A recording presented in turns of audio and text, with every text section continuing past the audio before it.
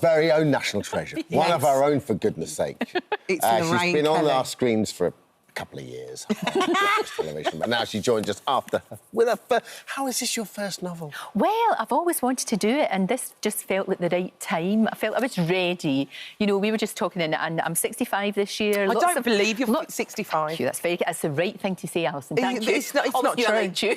But it felt like the right time, and you know, I really loved doing it. I mean, I just feel as if I found what I really want to do. So, it's been The amazing. Island Swimmer. Yes. The title turns, you can't hold it back. It's set in the Orkney Isles. It's set in Orkney because... Tell us the story. Well, it's really essentially about a young girl who has to leave Orkney under really traumatic circumstances. You find out later what's happened. She comes down to London, tries to rebuild her life, but because of what's happened, she doesn't feel that she's worthy of happiness or contentment or a decent relationship. So she has a pretty grim time, and then she's got to go back to Orkney when her father gets really sick and try and reconnect with everyone. So a lot of people have said that they can relate to that a lot. It's called The Island Swimmer, and there's a group called the Selkies, and a Selkie is a half seal, half woman in Orkney mythology. So they're called the Selkies, and there's a lovely, lovely wise lady called Freya who gets everybody together. And it's a lovely way to get lots of different women from lots of different backgrounds together.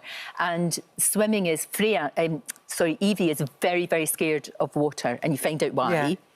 And then this is about women supporting other women, literally supporting them. It's literally what you do in real life. Oh, so do you. I always love these sort of books because I always like try and think, oh, I wonder if this is about Lorraine Kelly's life. Right. You know, the fact that there's grief in there, there's toxic relationships in there.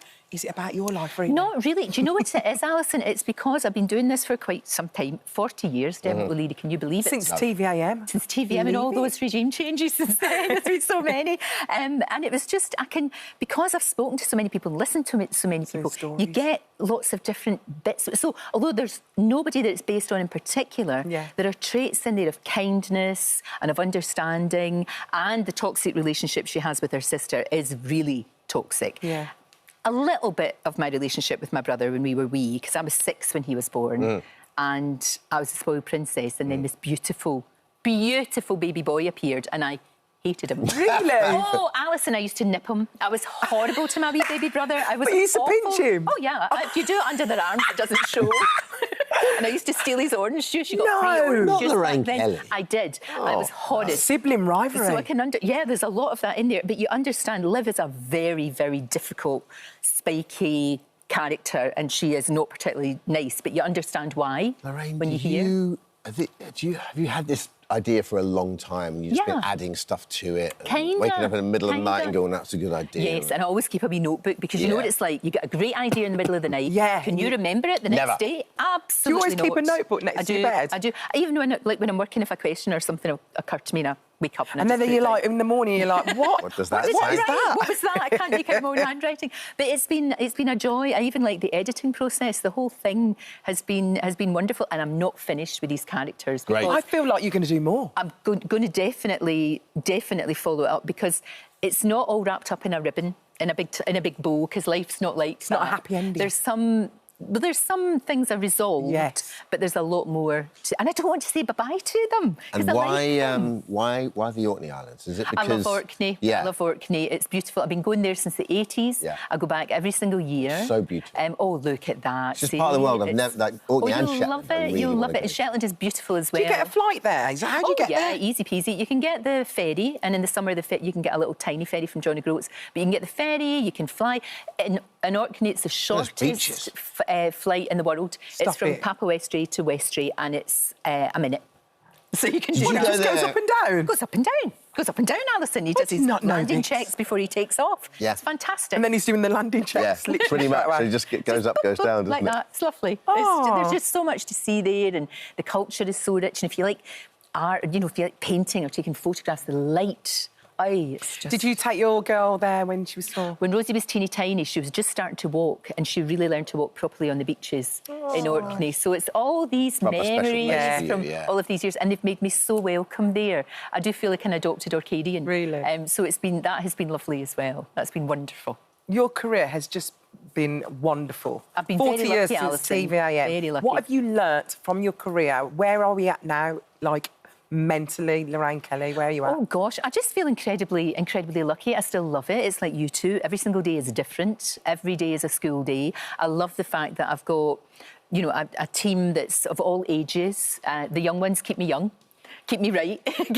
You know, it's like my daughter, she helps me with technology and all of that, so that, because you've got to keep up with things. You have to. And you've got to be curious about things. I was about to say, curious minds are the most important thing. Curiosity, it's the best possible thing, isn't it? But you are pushing boundaries, because, I mean, you did The Masked Singer. Hello. The Masked Singer.